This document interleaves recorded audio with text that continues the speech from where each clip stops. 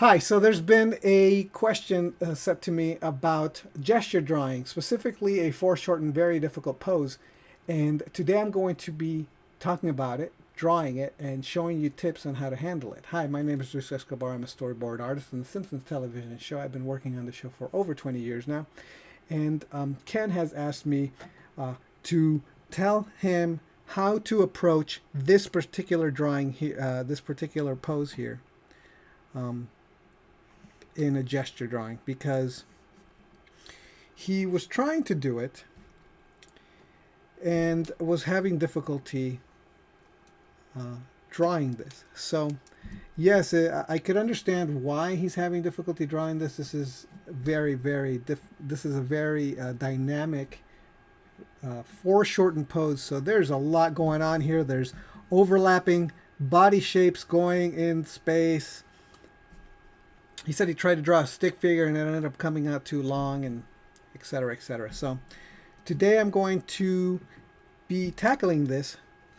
So one of the things that I like to do that is to think about poses like this in flat graphic shape way. So for example, this here, one of the problems that you're having, that people tend to have when they're looking at a gesture or looking at a body, is that they tend to look at the photo as a person, and you're looking at, this is the head, this is the hands, these are the feet, and then so what ends up happening is that your brain creates what Aristotle would call the phantasm of feet. Of a phantasm is a fancy word of saying the picture in your head of a generic object. So when you say tree, you get the image of a tree in your head, the phantasm of a tree in your head, but it's not any specific tree. It's just treeness. Do you see what I'm saying? So what happens is when we look at a body and we think head, we think feet, we think hands, we think of this phantasm that is nebulous, that is generic, that is just handness or headness or feetness. And it tends to be in a spot, like a flat shape maybe, or something like that. And so then what we end up doing is flattening everything out, like drawing that symbol, that phantasm, trying to like draw that phantasm instead of drawing what we're actually looking at. So it's one of the hardest things to do, one of the things that you have to do as an artist, is to think of something or someone and objectifying them, which sounds horrible, but it isn't. What you're basically doing is you're trying to detach yourself from the phantasms, from the symbols that come from person. Personhood means the phantasm of a person is this, and then you want to draw that. Instead, get rid of that, depersonify that, de-phantomize that, get rid of that phantasm so that you look at the subject objectively, not as a subject, not as its specific subject, but of just shapes. So instead, when I look at this, when I tackle something like this, I'm not going to look at this as a person. I'm going to look at this as a shape. So a flat shape in space. Now, if I was to draw a line from here to here, here to here, here to here, here to here, and see, this would be this flat. This is a shape this is the shape that I see, and then within that shape you just cut out these bits.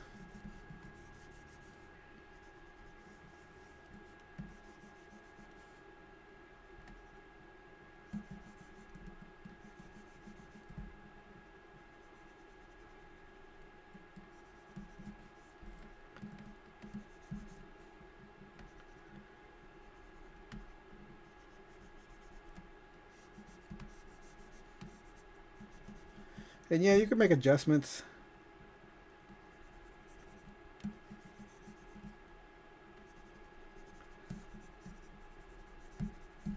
So that's one way that I would approach this, not necessarily that it is a person so much as it is a bunch of shapes that I simplify to make graphic.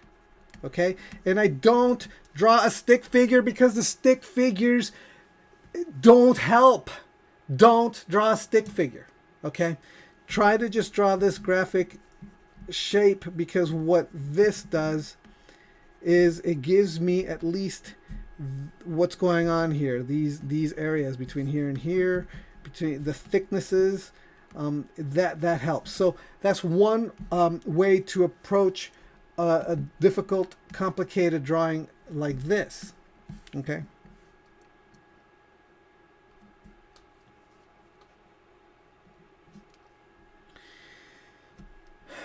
So that the other way of approaching it is to find the longest lines and the curvatures of this body. So we're looking at this. We're gonna find this, and then we're gonna find this. So we're looking for this through line. You could draw the head, and you're just drawing this through line. And we're not drawing in the body. I'm using this area right here on the outside as my guide. And then I'm going to be drawing this area back down here, not in the middle, but I'm literally taking this line here and using that as my guide. And that way I can try to recreate this negative space here in a very graphic way.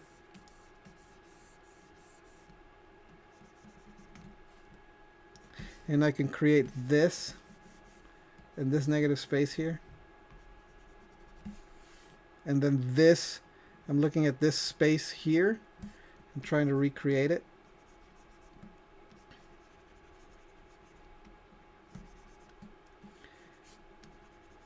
Looking at this space here. Trying to find this little triangle in here.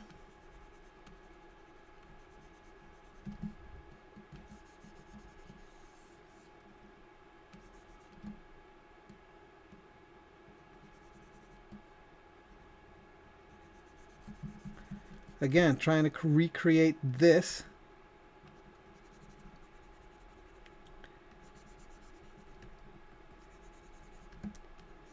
That negative space. Because I am not looking at this as a person. I'm looking at this as space and shapes.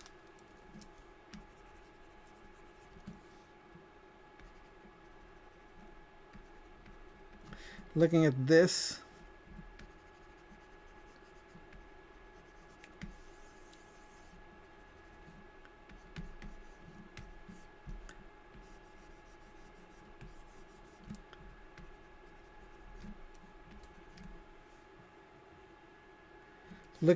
shape, it's simplifying it.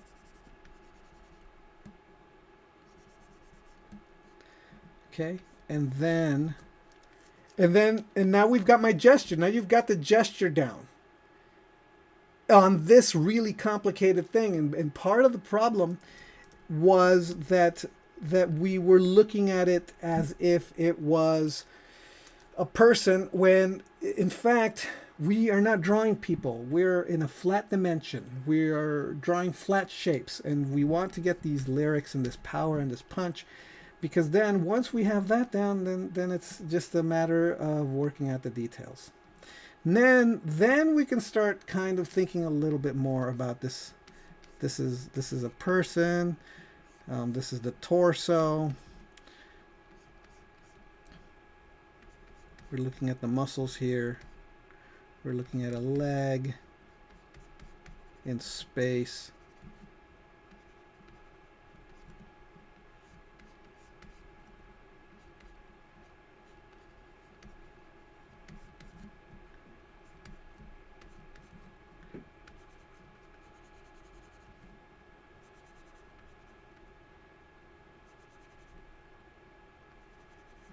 but it helps so much that we already have all the flat graphic associations worked out.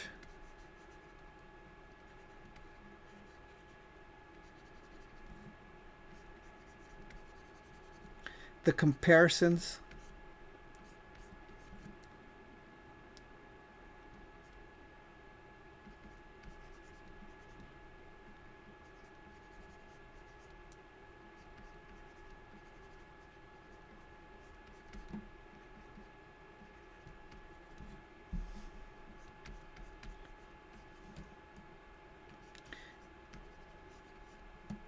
This is actually because she's upside down and it's such an interesting pose. It's actually almost easier to detach yourself because you rarely see anybody in a position like this. So it's outside of your experience and you have to deal with what you see.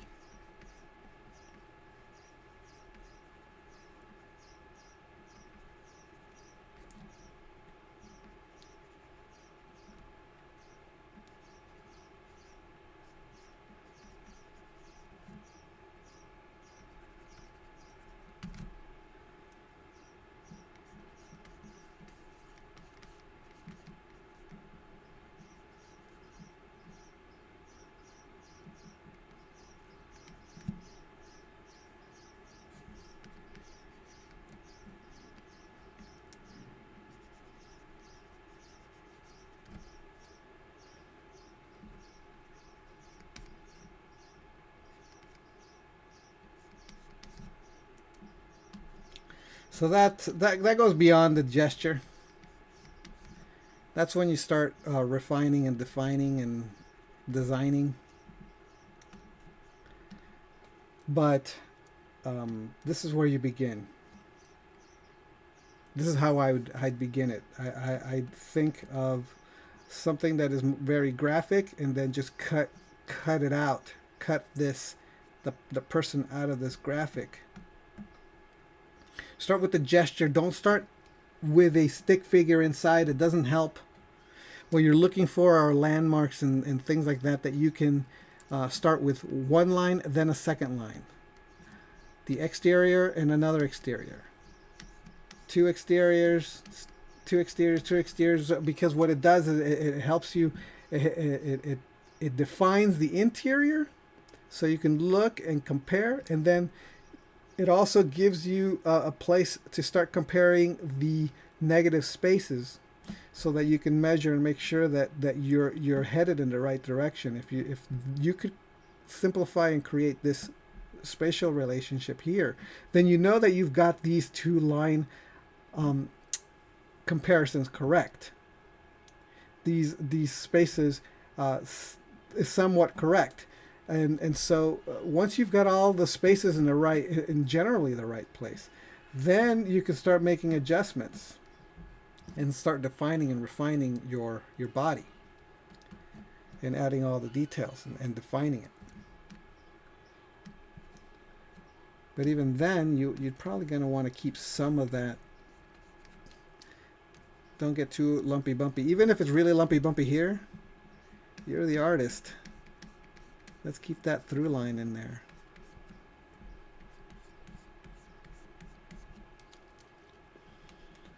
Let's ignore some of these lumps for the sake of a more powerful statement.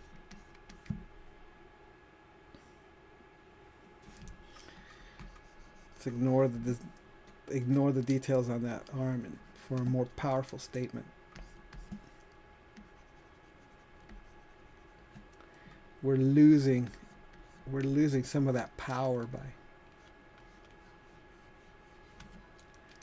by making it lumpy. So let's really try to keep that in there. So one of the ways that you do that is to make one area really simple and designy, really simple, almost without almost any detail at all. And then on the other side, that's where all the lumps and bumps are. That's where all the complexity is. So that the design is more interesting. And you're designing reality to give it more, even more interest, and give it a definitive statement, and to say something about it, and make it even more beautiful, and through juxtaposition of design. So yeah, that's what I would say. That's how I would approach this figure, and how I would do the figure drawing. So I would actually go this way more than this way, but this is also a way to think about it. When I looked at it, the first thing I thought about was this triangular shape, and but this powerful gesture drawing is what I really wanted to capture, and that does not exist here when I'm breaking it up into these negative shapes out of this block. That gesture doesn't exist. So I would start with the gesture more than anything else, and again, I would follow one of the exterior lines as my main gesture drawing, my main rhythm drawing, so that I could then place all the other sides that are probably going to be more complicated on the other side, and then pay attention to the negative spaces. I hope that has been helpful, Ken. I hope it has been helpful for everybody that saw this video. And I thought I would tell you about my Patreon. So, coming soon, if I haven't already done so, there's going to be a new tier on my Patreon. And so what it's going to be a $100 tier. Now, why is it a $100 tier? Because I am going to take 5 people, and I'm going to coach them to become better artists. So the people who are very serious are going to pay $100 for a month or more if they want to continue paying. But within those $100, what I'm going to do is we're going to talk. I'm going to see where you're at, what you want to improve, how you want to improve, in what ways you want to improve. And then I'm going to give you assignments, and you will do those assignments and then send them in to me, and I will do a critique, and I will show you how to improve what you did so that you can become better. And then you're going to go back and you're going to try again and fix it, and then that's how you learn. You do something, then you get it fixed, then you go back and you rework it and redo it, and et cetera, and back and forth until you start really grasping it, really getting it. This is the way I learned. This is how I learned on the job. This is how I learned in figure drawing. This is how I learned how to do it really well. This is one step above just reading or watching a video. Okay, so you could watch videos all you want. You could read all the information you want. But then when it comes to actually fixing your own personal things, what is it that you are going to be able to help, but that you could be able to get help for and fix and be better at? And that's what I'm going to do for you if you sign up to that tier. However, that tier is limited to only 5 people, because that's a lot of work for me on top of my regular day job on The Simpsons. So it's going to be very difficult, on top of doing all the videos that I do every month, on top of doing the writing of my lessons for the DrawFu website newsletter, on top of writing my newsletter for my regular luisescobarblog.com. I have a newsletter for that. I put my blog stuff up here. I put these videos up together. On top of that, I'm doing these lessons and things like that. Another thing that I'm going to do on my Patreon is I'm also going to add another tier, where those people who haven't been able to get to get critiqued and to be able to get coached will see the critiques that everybody gets. So at a $40 level, you will be able to see all the critiques This will not be available on YouTube. I will probably put a critique or two on YouTube and only some of it, but not all of it. I'll sum it up, I'll speed it up, that sort of thing. But you'll get the unsped up version with the critique, with the full critique. But a sped up version will probably show up on occasion on YouTube of these coaching sessions. Especially if it's something that I think the community can learn from too. So these coaching will only be available. Will get my patrons will get. What I'm saying is, my patrons will get first dibs on the coaching. So if you want to be ready for it, you can sign up for my Patreon as soon as possible at $1 level. So that you can be ready to take advantage, because there's only going to be 5 spots, and my patrons get first dibs, and then my newsletter, my Drawfu newsletter, people will get, and then I will make it available to the public if they don't fill, those 5 spaces don't fill up. But I have a feeling that they already have. In fact, there's already one somebody has already signed up. In fact, it was this particular person who I was already planning to do this, but this person emailed me specifically to do this for him, and I was like, oh, I was already gonna do this. Okay, so he's already got the spot because he asked me, and just as a bonus, for the first 3 months, those first 5 people will get a discount of $80 for the first 3 months for being the early adapters, the first people to go. So they'll get it at 80 for 3 months, and then after 3 months, it's going to go up to 100. All right. So it's good to get in on it as soon as possible, and by the time you watch this video, it's probably already going.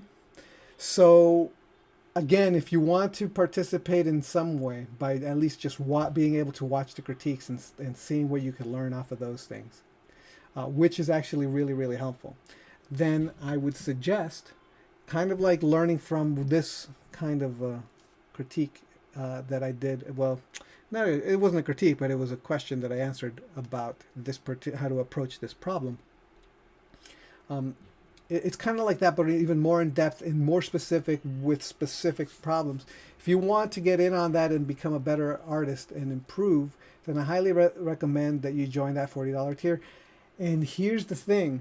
I'm absolutely positive that there will come a point where, after a month, somebody will go, okay, I think I got it. That's good. Thank you for everything. And then they'll leave, which will leave a spot open where somebody who is in the $40 level will get first dibs to go in and take their spot. Okay, so I just thought I'd let you know about that, and